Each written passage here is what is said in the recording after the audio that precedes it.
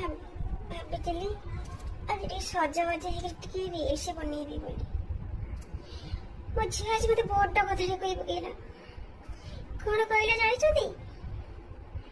କହିଲା ମାମା ତମେ ତ ବୁଢୀ ହେଇଗଲାଣି, ତମେ କଣ ଯେତେ ଷ୍ଟାଇଲ ମାରୁଛ?